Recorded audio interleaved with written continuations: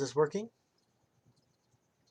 Oh, you're damn right it is. What's up, everybody? I am back. It is Jeff, and you are once again in the Skewered Universe. It's been a while. It's been a while, but I'm back. That's right. I am recording now. I am recording even more very soon, and it is good to be back behind this microphone because, ladies and gentlemen, I have been so wanting to do this. It's just sometimes, life gets in the way and you got to kind of push things aside. And unfortunately, my creative outlet, the podcast, had to suffer a little bit.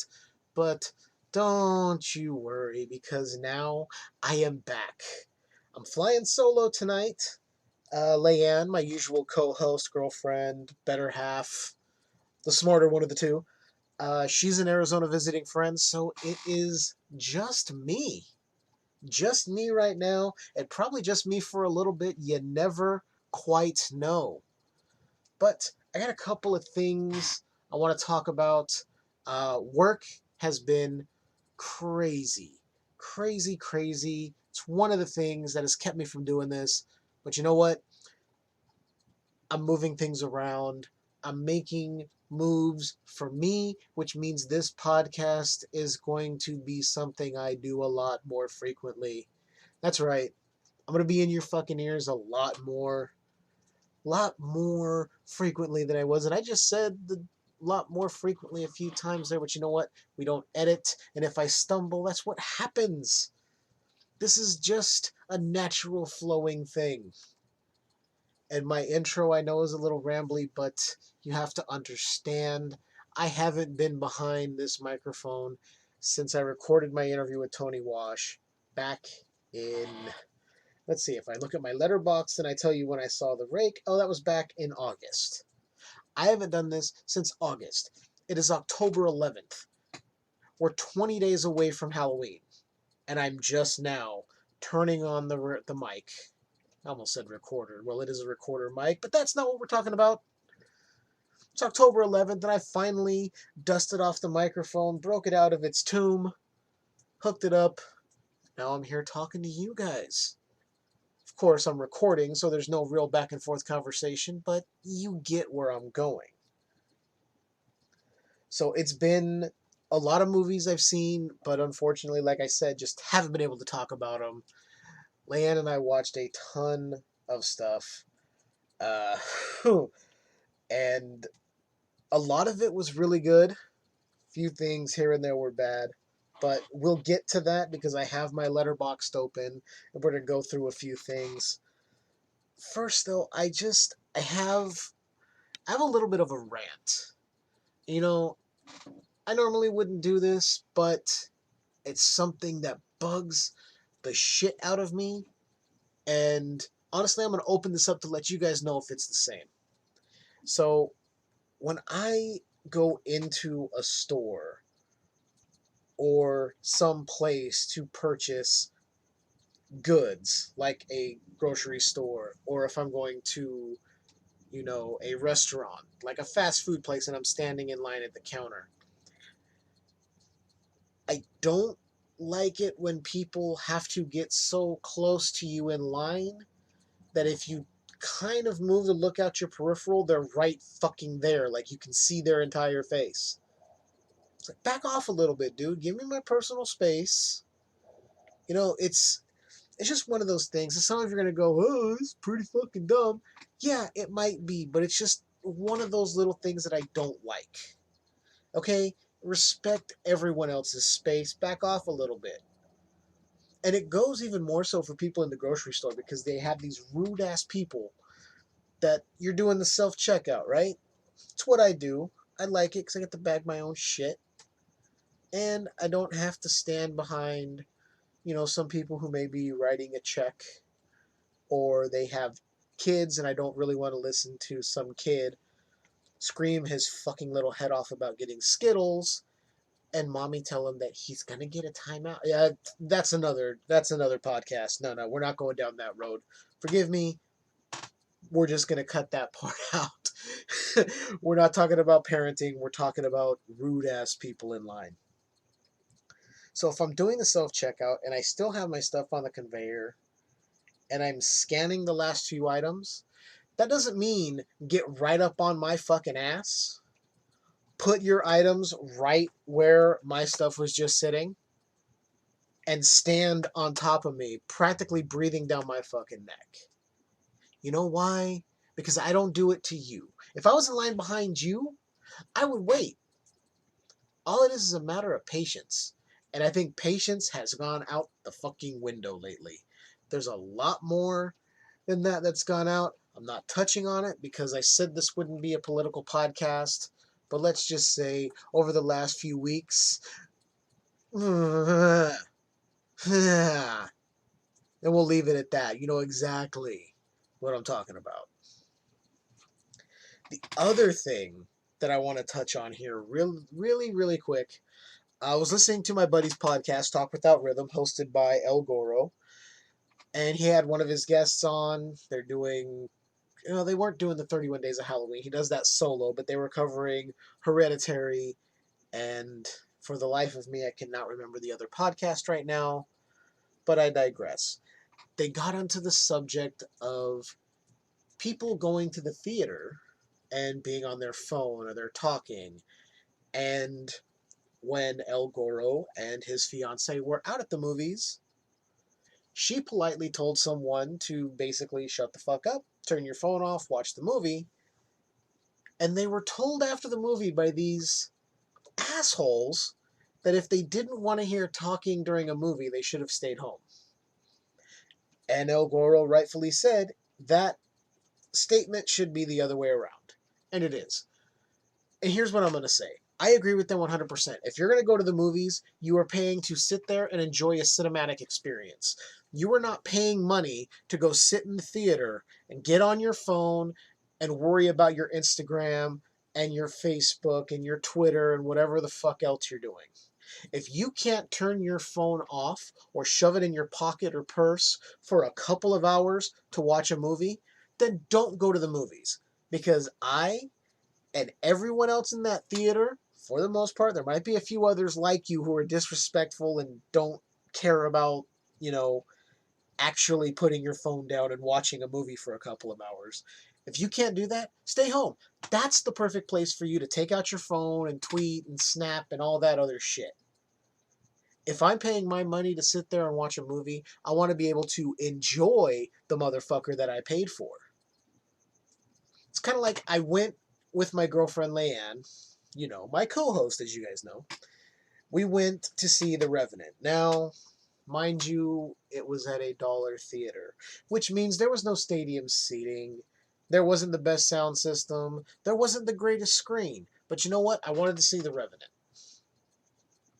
No more than 30 seconds into the film, there was a group of 5 people, a family, and each one of them had to be on their phones, talking, worrying about Snapchat and their Instagram. And this person on Facebook said this, and oh my God, did you see their post about this?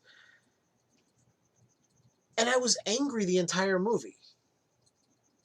Not because they were talking, but because they were so fucking worried about their phones. And I get it. Some of you out there are going to say, well, you went to a dollar theater. You didn't pay more than $1 or $2 for the movie. I understand that. And that was my thinking at first when it happened. Well, that's my fault for going to a cheap theater. But you know what? It's not. Because regardless of how much you're paying to go see a movie, you are still shelling out your hard-earned money to watch a film in the theater. And if other people can't respect that, it's ludicrous. I honestly wish more theaters would go the way of Alamo Drafthouse and, a zero tolerance policy. It's a big reason why Leanne and I, when we go to the movies, we do go to the dine-in AMC in our neighborhood because it cuts out a lot of that riffraff. I've maybe heard a couple people here and there sit down and talk and have a discussion ever so slightly before a movie starts and maybe converse a little bit about what's happening on the screen during the movie. But not once, not fucking once have I seen anyone in there pull out their phone and worry about Snapchatting or their Facebook status or tweeting or trying to snap a picture of the video of the movie. I mean, not video, trying to get an image to post online, like checking out Quiet Place. Nothing like that. Because I have a feeling that anyone who is going into the dine-in theater, or you're going to an Alamo Draft House or a more upscale theater where they'll bring you drinks and such like that, you're obviously going there for the experience. Now, you may not be a cinephile like myself and so many others are. You may not be this movie fan who wants to go and just experience everything. You may just be somebody who's going, you know what? I want to go see a movie and I don't want to deal with some teenager playing with their phone for 2.5 hours.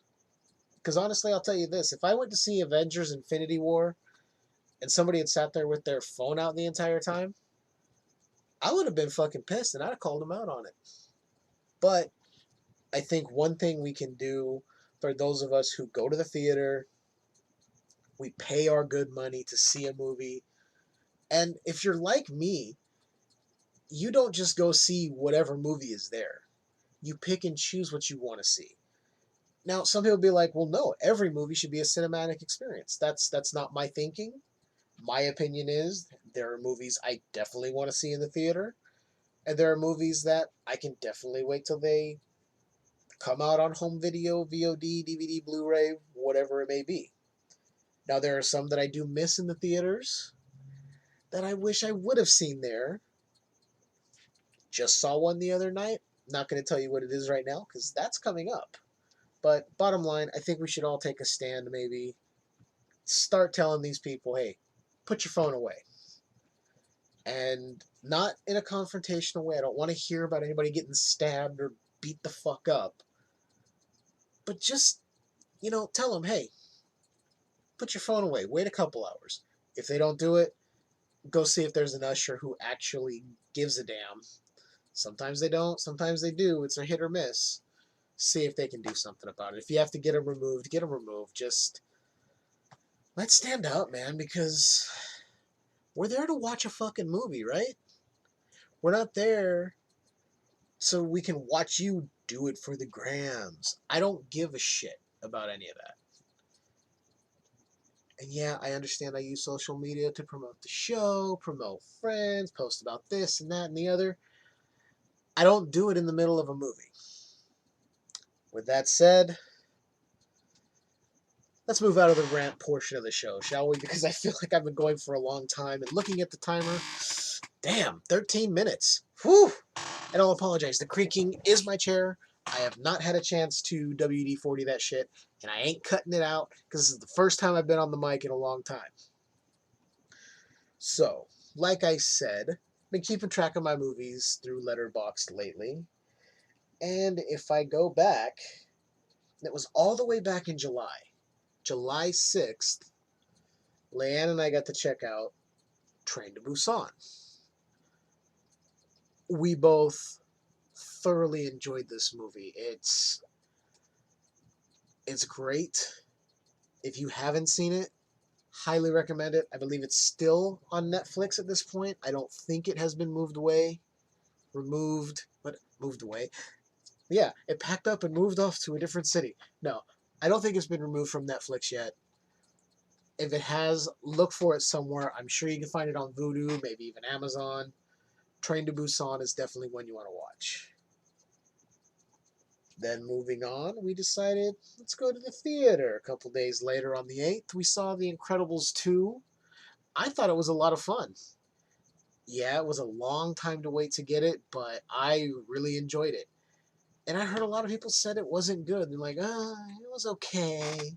It was boring. I think for this, you have to be a fan of the first one. Because I heard a lot of people saying they had not seen the first Incredibles, went to see this. I'm like, well, then you're not going to know anything. Because it picks up right where the other left off with the Underminer. But, yeah, Incredibles 2, definitely a high recommend. And then there was a day where I decided to go back in time a little bit. As I signed up for Shudder right around the time that Joe Bob was back doing the last drive-in. And I was going through looking at all the movies that he had been showing, during his special. And I came across one that I had only heard mentioned a couple of times over the years on different podcasts I listened to. I think the one I heard it the most on was Bloody Good Horror. By the way, check out their show. It's great. Sorority Babes in the Slimeball Bolorama from 1988. Directed by David Decoto, or Decato. I'm not sure how to say it. David Decoto. We're going to go with that. This one, it's insane. It's a full moon feature, and any of you horror fans out there know exactly what I mean by that. This has Charles Band's touches everywhere. Even though I know it was directed by Dakota, I mean, there's always a feel to a full moon movie. I mean, look back at the Puppet Master films. Some of the other things, there's definitely a signature full moon feel. It's kind of like when you watch Trauma. And I don't mean like the sex comedy Trauma. I mean Toxic Avengers, Class of Nukem High. There's always subtle things that you're like, yeah, Trauma's got their hands all over this. Lloyd Kaufman has definitely put some input here and there. So, Sorority Babes in the Slimeball Bolorama. It's ridiculous. It's cheesy, and it is fun. A lot of fun. I did get a chance to check out Mommy Dearest. That was one Leanne put on a list. We have these lists that we go off of. Things that I haven't seen, things she hasn't seen. More often than not, we're watching stuff that I haven't seen. And it's been fun. It's like catching up. It's filling in those holes. So Mommy Dearest was one that I hadn't seen, and that shit gets fucked up. It may not be listed as horror, but there's some pretty horrific shit when you think about what is going on in this film. Again, it's insane what was going on. But it's 1981, Mommy Dearest. I think horror fans should check it out. It's definitely got a vibe to it. It's it's messed up. There's some messed up stuff, and I don't mean like gory. I mean just the mental fuckery happening. The craziness of this woman is insane. I mean, Joan Crawford was nuts, basically, the way was what I took away from this movie. She was out of her fucking mind. So just check it out. Check out Mommy Dearest. I'm telling you guys, if you're a horror fan, you'll see what I'm talking about. And then I'm just going to run through here. Of course, you heard me talk about A Chance in Hell in the Rake when I talked to Tony Wash. If you haven't heard that interview yet, go back, download it, give it a listen. Two guys shooting the shit. Tony was great. It was a lot of fun. And I'm hoping to get to talk to him again soon. Hopefully about Skeletons in the Closet, which is out. Find it and watch it. I have to see it still myself, but I'm going to give you a blind recommend to check it out. Because I think what Scotchworthy and Tony are doing together is great. So check that out. Moving on, we checked out Unfriended. It wasn't great. It wasn't terrible, but I mean, for something that is essentially found footage, but it's all from a webcam perspective of all the different friends there. There's a lot of things I would have liked to see them do better. I mean, the movie's 4 years old at this point, so obviously I didn't go see it in the theater when it came out.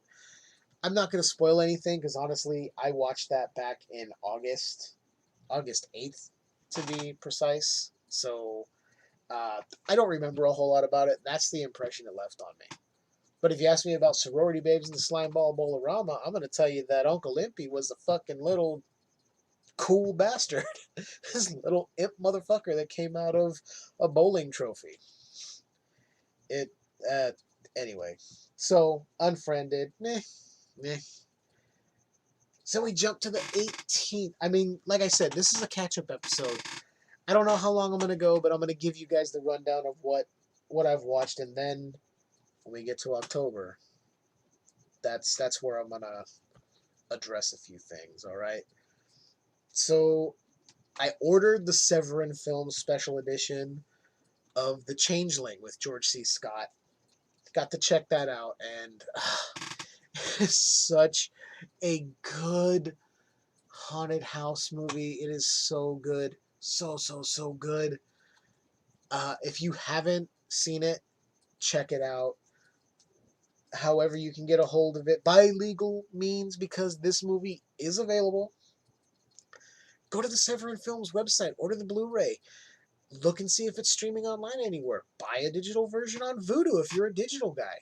Check out The Changeling, 1980, George C. Scott. It's fucking awesome. It's creepy, and it's not your typical ghost movie like nowadays with a lot of jump scares. There's atmosphere. It's a slow burn.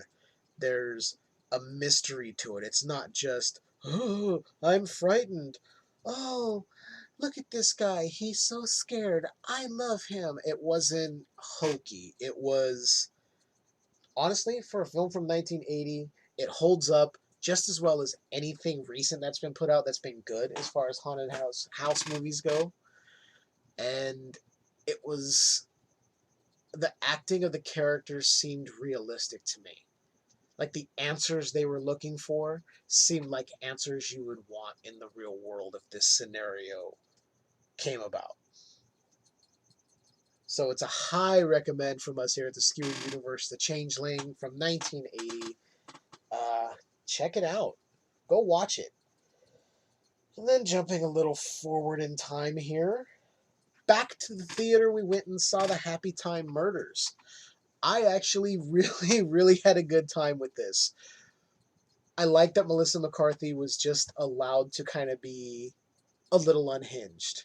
Like it wasn't, oh, be like the girl in Bridesmaids who was kind of just blunt, but, and in your face. She was just a little off and crazy at times, but you understand why when you get the story. Plus, I love the fact that Brian Henson embraced what his dad had done for years, what he had grown up in with this practical puppetry, mix it in with a little bit of computer work here and there, and just make a fun, a fun over the top noir spoof with puppets. I I don't think it got a fair shake in the theaters. I think too many people were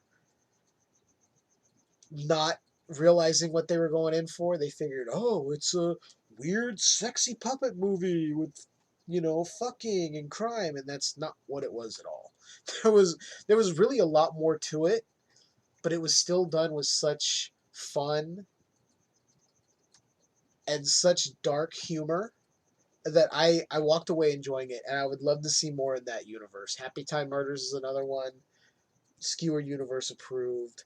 Find it somewhere, because I think it's probably streaming by this point. I think it was actually streaming like a week after we saw it in the theater, which it gets it out to more people who maybe couldn't go to the movies and see it, but it also could be the death knell. I mean, for something that was done so well, I feel it needs some recognition. I mean, people are gonna say, yeah, I keep saying I mean a lot, don't I? Well, it's better than Anyway, what I'm trying to say is, while it had a theatrical run, while it did go nationwide, I think a lot of people were not in tune to what it was, that it's a noir spoof. And I'll be honest, I didn't really know more than it seemed like a crime movie with puppets. And it was a comedy and kind of dark.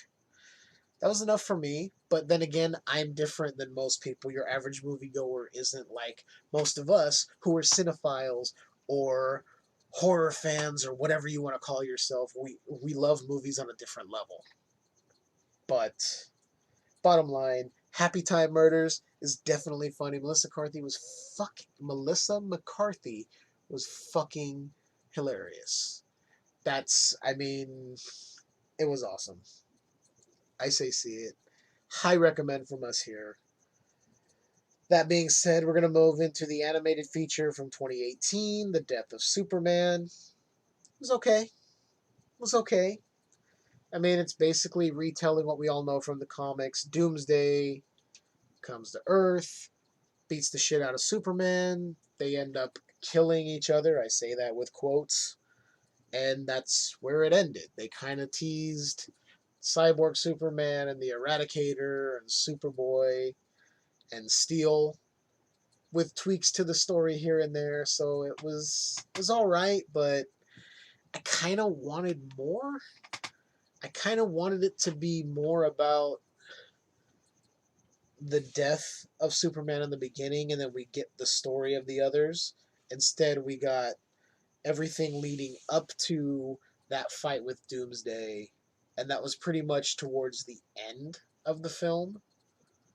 And it just kind of left me a little, it was fine for what it was, but it didn't do it for me. Then again, I've never been the biggest Superman fan. I did enjoy Smallville when it was on, but ever since I was a kid, Batman has been my guy. It's been Batman, and then running behind in second was probably Spider-Man. A lot of that stems from that 90s Spider-Man cartoon, but also the fact that I used to get up at like 5 in the morning before elementary school and watch the old 60s Spider-Man cartoons. Those were fucking awesome. I don't care what you say. Those were badass. And the 60s Batman show was cool too. Adam West was fucking awesome.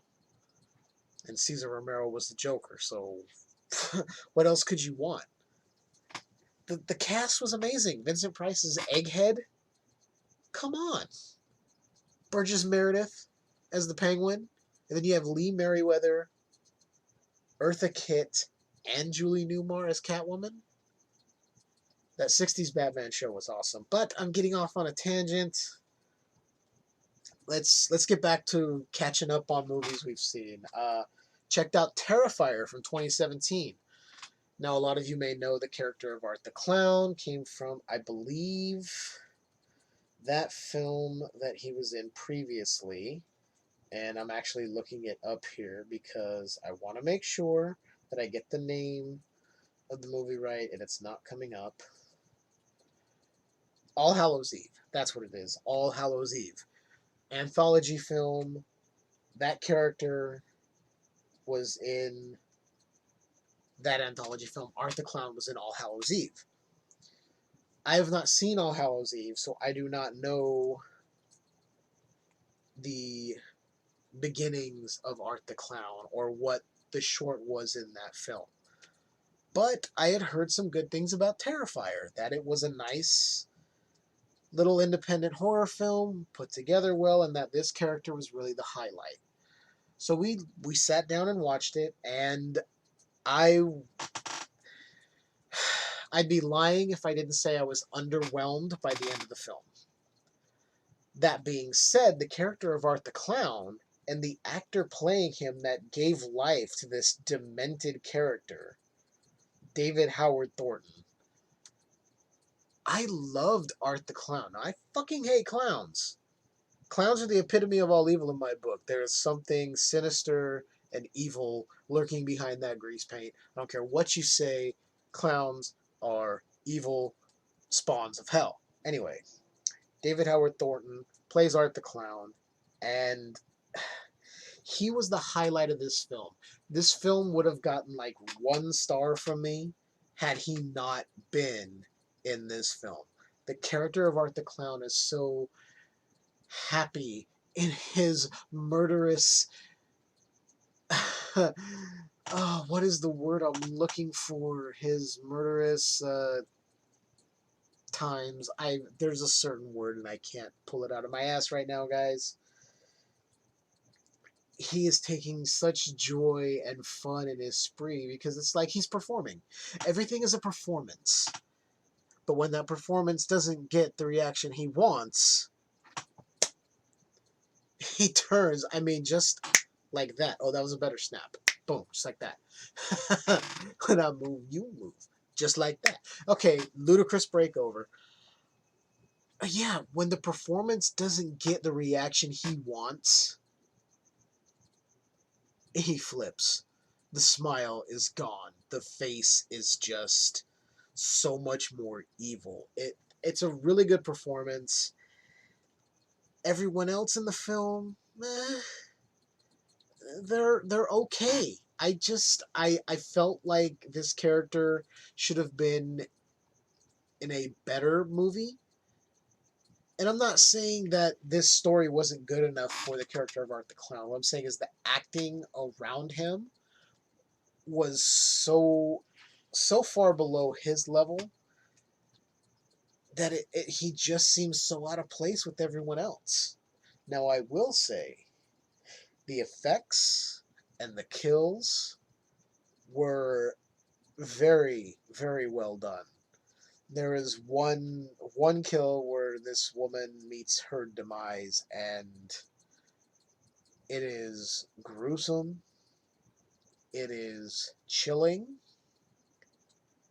but it's so well done, and the cuts are done so well that it doesn't glorify what happens, but you do see the end result. You're not lingering on what's happening, but you see ultimately where it goes and how she ends up dying. And it was really, really well done. All the effects were good, but like I said, it's like a 3-star movie for me. Would I go back and watch it? If it was on cable, probably. Am I gonna buy it? No. Do I hope I see Art the Clown show up in something else? Yes, I do. Honestly, I wouldn't mind there being a Trick or Treat like anthology film put together with Sam as our mascot, and maybe there's a story linking Art the Clown into there somehow. Uh, wishful thinking, right? Wishful fucking thinking. But Terrifier, it's okay. I give it a low recommend. I mean, check it out if you're looking for something that has good kills and has. It's one of those things. It's definitely not for everyone. It really wasn't for me, but I found little things that I liked. So it's a recommend with a caveat. Let's say that.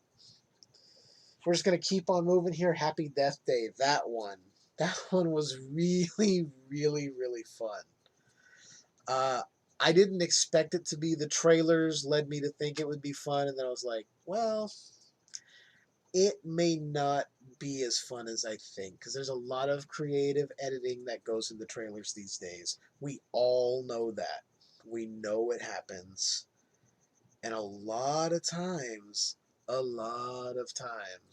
we get to see the movie thinking it's going to be like the trailers we watched, and then it's nothing like that. The tone is completely different.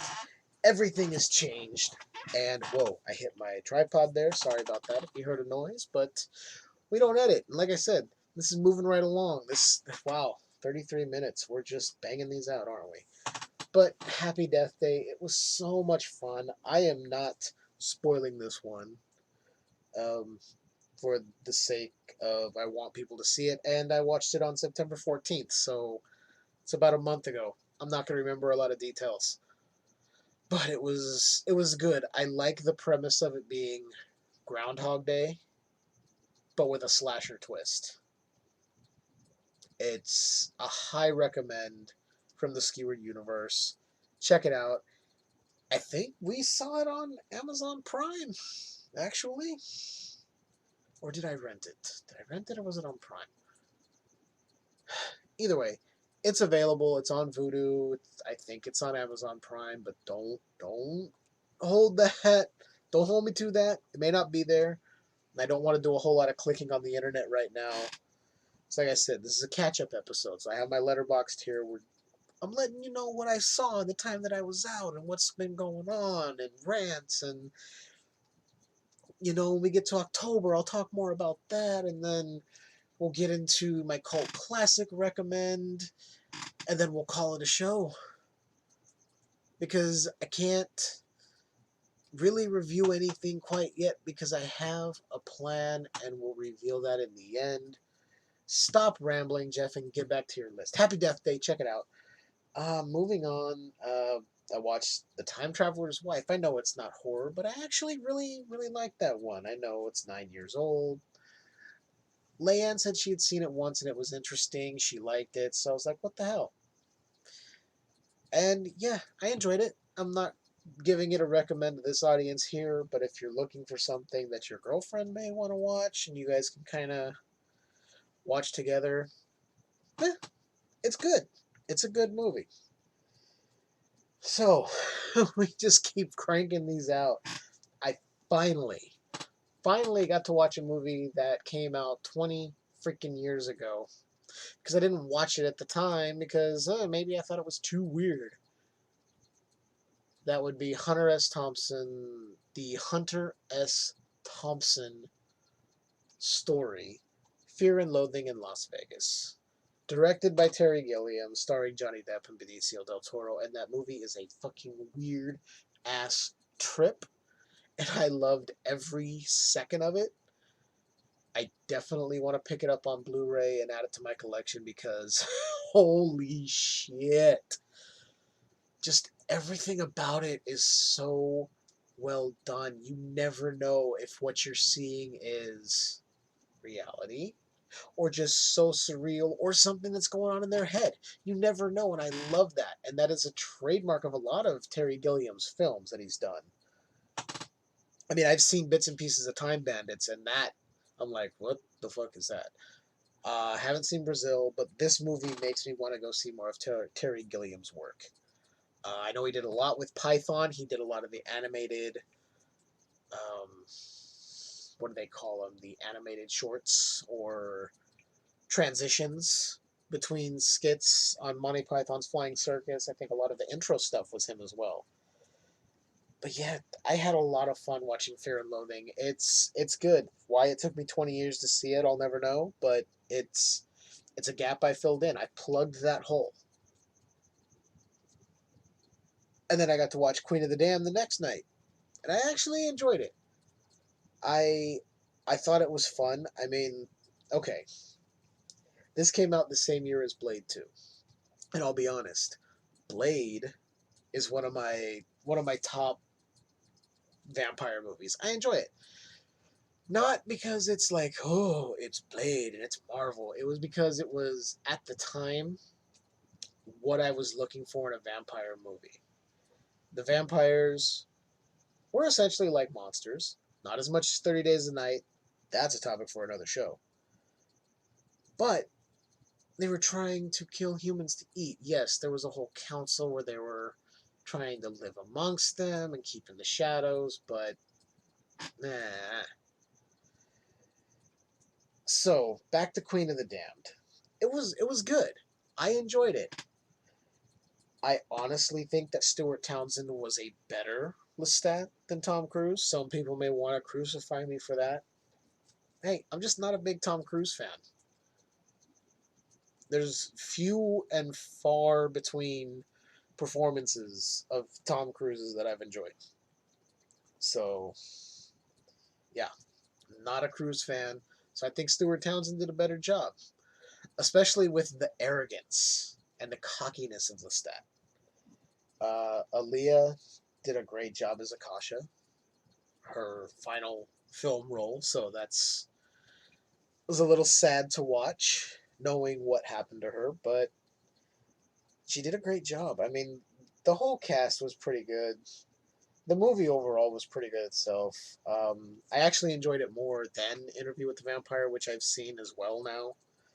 I didn't talk about that one, but everyone's seen that. I don't need to talk about it.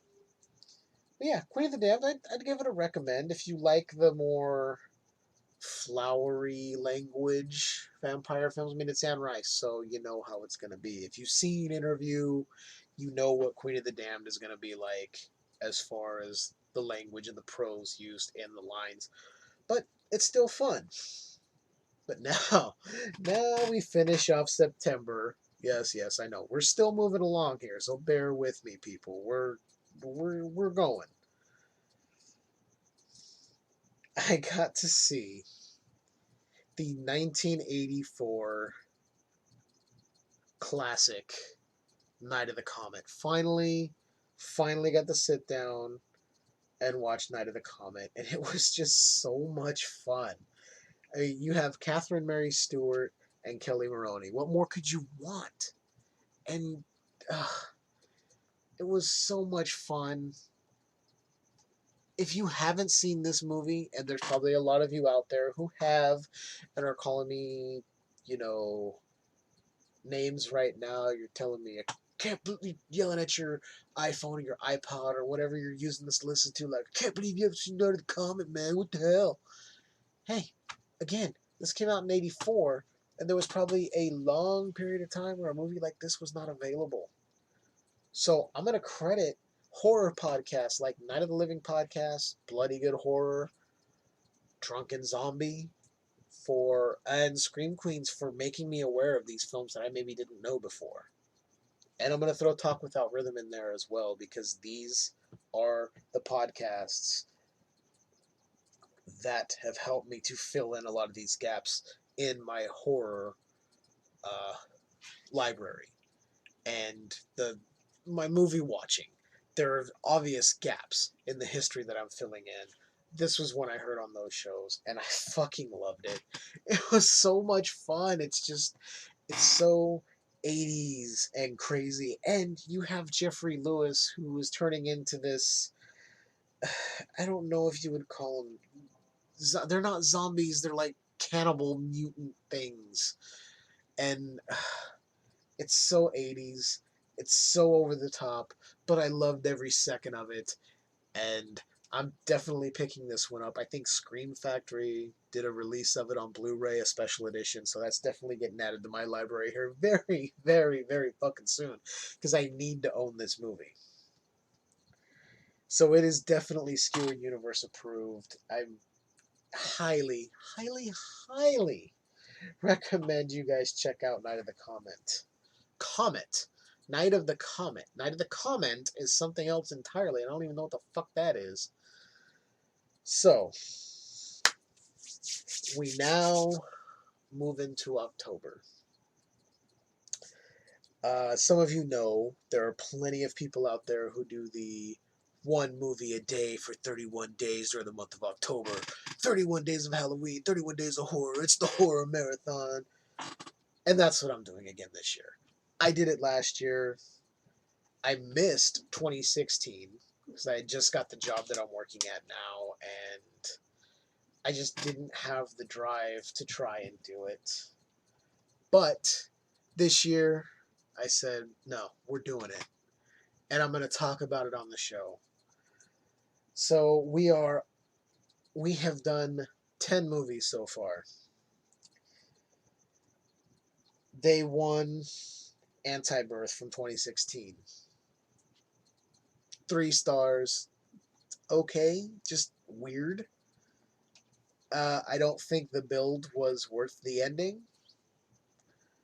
So, Anti-Birth, yeah, not a real recommend.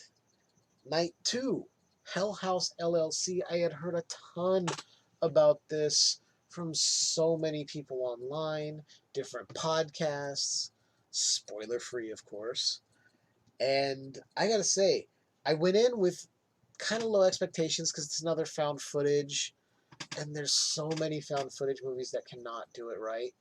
I actually really enjoyed this one. I thought it was fun, it was creepy, and I gave it 4 stars.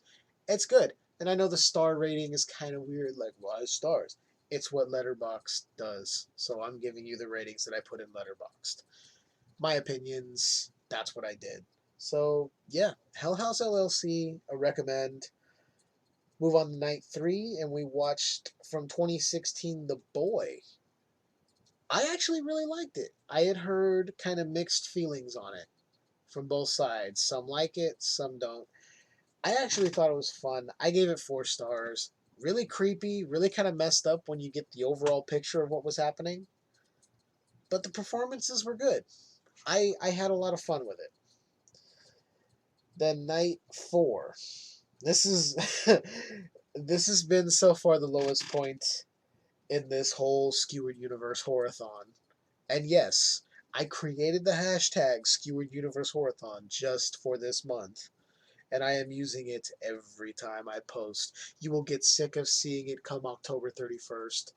But that's what we do when we podcast. We promote, we create hashtags, and we get in your heads. So, night number 4. Now, let me tell you, this came about because I was on YouTube watching some videos like I do daily. I'll go on there just to kind of unwind after work. Randomly, this Watch Mojo video pops up of, oh, so many greatest cinematic devils. And one of them in there was this movie from 1990 called Mr. Frost. And they were talking about the character of Mr. Frost, which was the devil, portrayed by Jeff Goldblum. And my girlfriend and I went, okay, it's fucking Goldblum. Well, he was the only good thing about this movie. He turned in a performance that I really liked. The way he portrayed the devil as someone who's so like, well, you don't believe in me. Well, I'm gonna have to show you exactly what I can do. And I guess if you don't believe, I'll just prove it. You'd have to see it to see his performance to see what I'm getting at. But yeah, it 2 stars. Bottom line, 2 stars. It's not really something I'll recommend, but if you stumble across it, look, it's available on YouTube for free right now. I don't know if it's 100% legal, but it is from 1990. It is a low budget film, so I'll leave it at that. Check out Mr. Frost if you want. So then night five. Oh, I finally dove into John Carpenter's The Fog from 1980, and oh my god, this is how a ghost story film should be done. I'm not saying people need to copy the style, I'm saying they need to take notes, learn how to build tension, create atmosphere, and just tell a decent story. And when you really break down The Fog, the story is not that complicated.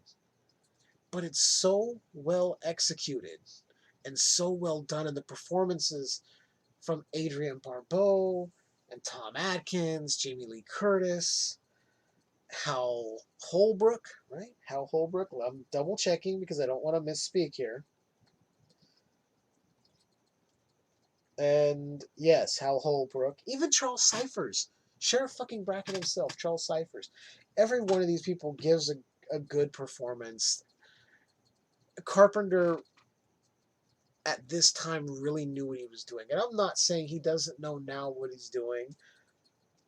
I'm just saying that every director has ups and downs, but this was a point in Carpenter's career where he was just nailing stuff. You had Halloween just a little while before this, and then you get The Fog, and I was blown away. Everything about it was everything I had ever wanted in a ghost story film. It was really, really good. Even Leanne enjoyed it, and I think for the most part she wasn't really looking forward to seeing it, even though she's probably as big a Carpenter fan as I am. But she even had fun, and it was awesome. 5 stars. High recommend. Highest of recommends, especially for Carpenter fans. If you haven't seen it, see it. And I will say, steer clear of that 2005 remake. No. I'm going to get close on this one. No. Do not watch it. I am right on the mic telling you no. It is the same as me getting right up to your ear and whispering, don't watch it. Do not. Oh, the screen went blank. Okay, sorry. Phone screen went blank. Now, we just keep rolling. We go to night 6. The Exorcist 3 from 1990. Another George C. Scott film. And wow, this was another 5 stars for me because it was, wow. It was insane, man. It was so good. And the best performance, and I'm not knocking George C. Scott or anyone else in this film, but I will be damned if Brad Dourif did not steal every scene he was in. And like I said, I'm not taking away from Jason Miller. I'm not taking away from George C. Scott. These guys, I'm not even taking away from Scott Wilson, who just recently passed away. Herschel from The Walking Dead. He was also on CSI. He was in so much stuff. Rest in peace, man. We're going to miss you, especially as horror fans. But man, Brad Dourif was just so intense. And just, ugh. There was something about a Brad Dourif performance that captivates me every time. I always buy into his characters. Even as the voice of Chucky in Child's Play, I bought into the character because there's a realness to what is underneath that plastic doll. The voice coming through is that of someone real. You know what I mean? There's something to it. And this performance was way beyond the performances in the Child Play films, but holy shit. Brad Dourif, I have a whole new respect, and I respected the fuck out of this guy, seeing all of his other stuff, but now that I've seen this is probably one of his greatest performances ever. Ever. So Exorcist 3, 5 stars. It's a high recommend. Check it out. I rented it. Did I rent it? Yeah. I rented it on Vudu. I think it's available on Shudder. I don't have access to Shudder on my TV, even though I bought the subscription through the computer. And that doesn't tie into the Amazon add-on, so it's a whole big thing, and I didn't feel like hooking my laptop up to the TV, and I'm rambling again. Yeah, so Exorcist 3, bottom line, go watch it, 5 stars. Go to night 7, another high point. We've 3 nights in a row, so I knew at some point, I'm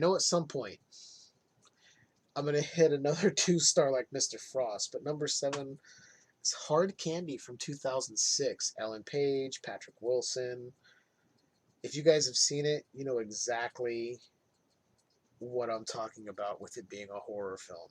Some of you will be like, well, no, it's a suspense drama. Bullshit. Bullshit. This is a horror film. The things that are done in this film are horrific. And it was so damn good. Another 5 stars. High recommend of Hard Candy from 2005. And we're gonna move right along in the night 8. And I got to check out the 1976 film, The Town That Dreaded Sundown. And I know some of you be like, oh, I thought that was 2014. You don't understand. There was a movie before that.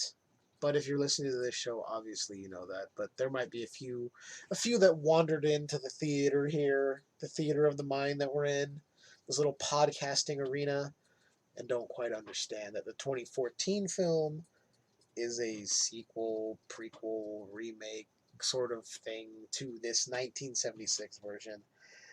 I gave it 2.5 stars. I mean, it was okay. I think what really killed it for me was these over-the-top comedic elements. Like, there's these serious moments, and these moments with the killer doing and then you have goofy, like, Keystone cops down in Texarkana, and it took me out of it. It really, really took me out of it. So that's why it's 2.5 stars. I mean, as far as horror history, watch it if you're like me.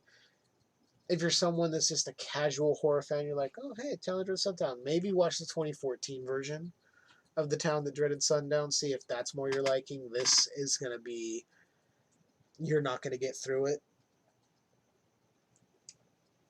And we're going to roll into night 9. Now, night 9, 2 nights ago, we sat down and we watched Hereditary. And holy shit, was this great. This is one.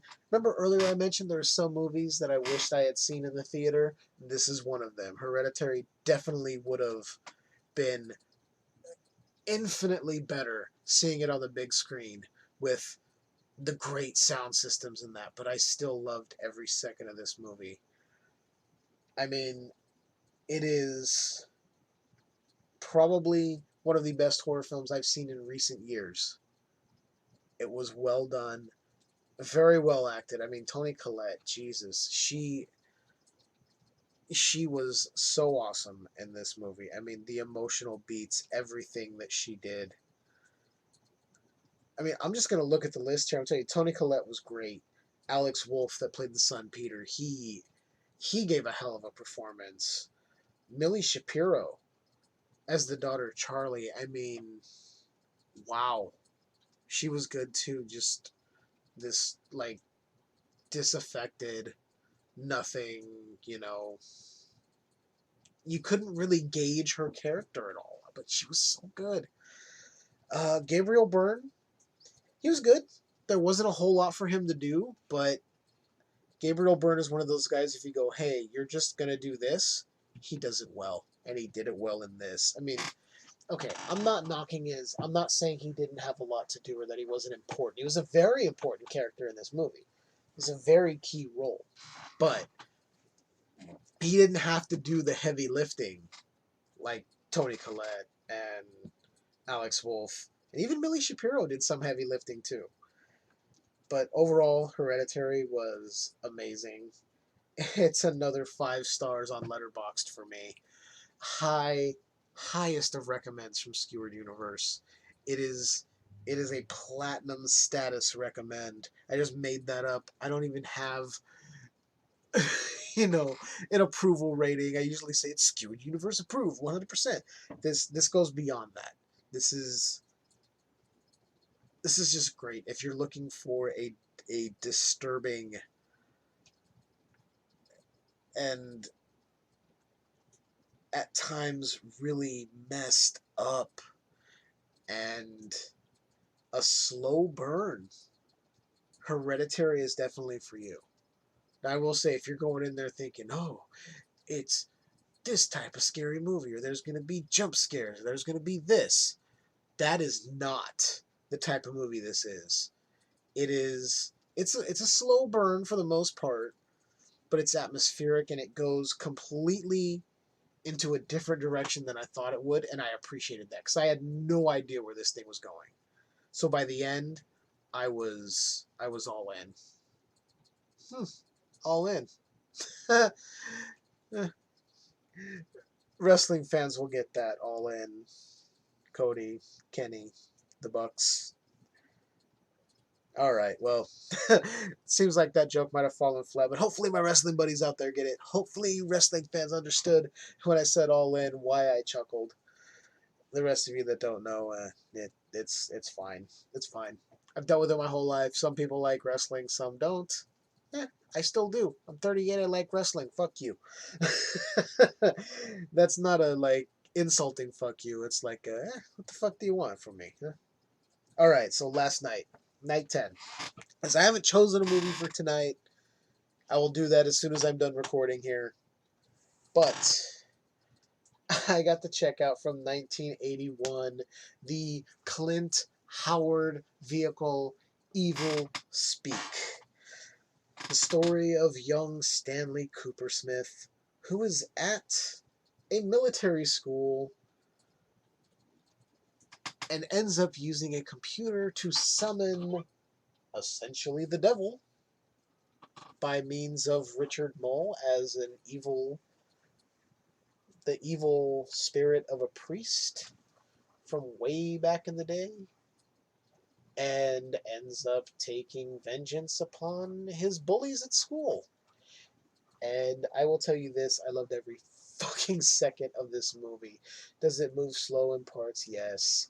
But I will say this, by the time it gets to the point where Stanley is in full-on possessed mode, you're on his side, because he is bullied by these guys, and the only kid who really likes him in the school is, I believe it's Haywood Nelson playing Kowalski. Yes, Haywood Nelson playing Kowalski. And if anyone out there is like me and you recognize names and faces, you will know Haywood Nelson as Dwayne from What's Happening and What's Happening Now. Yes, that guy. And as soon as I saw him, I was like, wait a minute. I know that guy. I know who Kowalski is. Why his name is Kowalski, I don't know. But hey, people have different names, right? But it was so funny as I see him, like, I know that guy. So I had to pause the movie and look it up. Sure enough, it's Dwayne from What's Happening. Now, if Raj would have showed up and rerun, it would have gone into a whole different place for me. But anyway. Also, another guy who shows up in this movie. And I was trying to place him for the longest time because I knew his face, but I thought he looked, well, he looked a lot younger, but his face was more angular, sort of Christian Bale-esque, sharp kind of features, angle. Anyway, Don Stark. Don Stark, you know, Mr. Pinciati from That 70s Show. I mean, Donna's dad. It's funny because I saw it, I'm like, I know this guy. And then I saw the name in the IMDb credits. It clicked. It's Donna's dad from That 70s Show. And he's done a ton of stuff. Don Stark is one of those guys, you've seen him in a ton of shit. But I just thought it was funny. And of course, Clint Howard playing Stanley Cooper Smith. I mean, I enjoyed everything about this movie.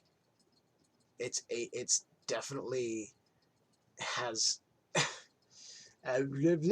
let's rewind there. I loved every second of this movie. It is definitely stamped with the 1981 year. I mean, the computer he's using is this giant monitor with everything built in, and the green screen, and the separate big, like, 80-pound keyboard, and then the giant, like, disk drive on top that I think was using 5-inch. Hell, I don't even remember the size, but okay, those of you who are older, like I am, 38, well, we're not older, but, any kids listening won't understand. The big plastic floppy disks, the black ones you used to use on the Apple IIe in school. Some of you will remember. That's what this disk drive looked like on top of this computer monitor, and it was so cool. It was cool. I will warn you. There is one thing that happens that I kind of wish didn't. I'm gonna go that far because it really it was heartbreaking, but it provides motivation for the character. So I'm gonna say this: if you get attached to Fred quickly like I did, it's gonna hurt when you see what happens, and I'll leave it at that. But Evil Speak, another high recommend. I gave it 5 stars. You wanna know why? Because it was fucking fun.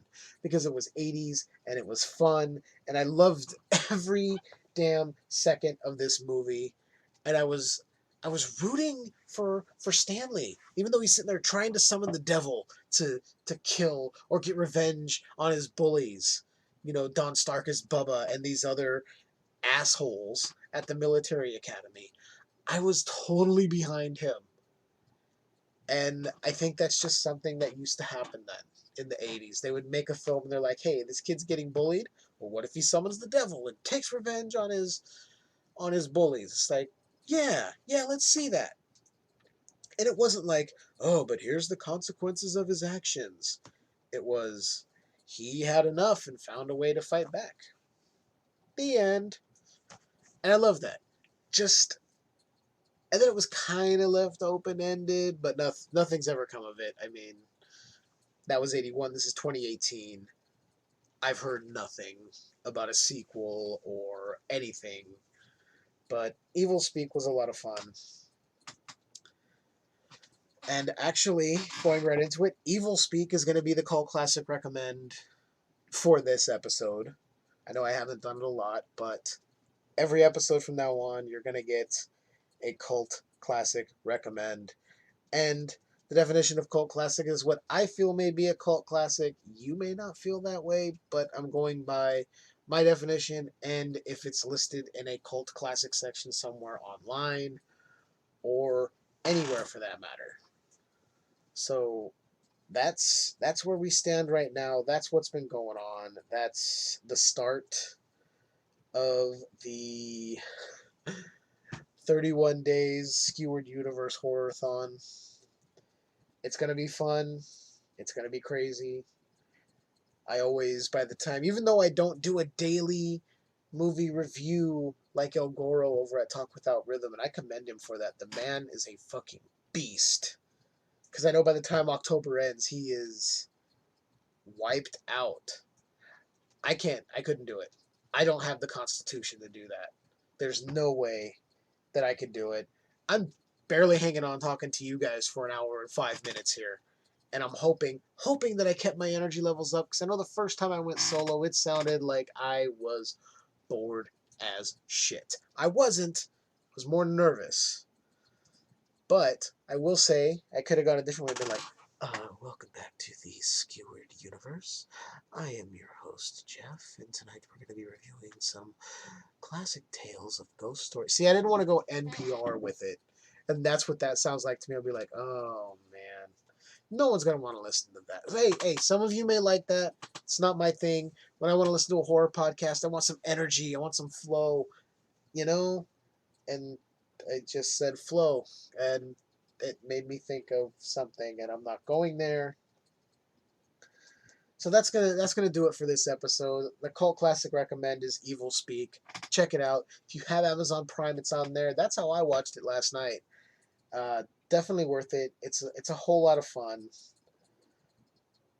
I am gonna try and do one special episode, since this month, October, and this year, 2018, is the 50th anniversary of Night of the Living Dead.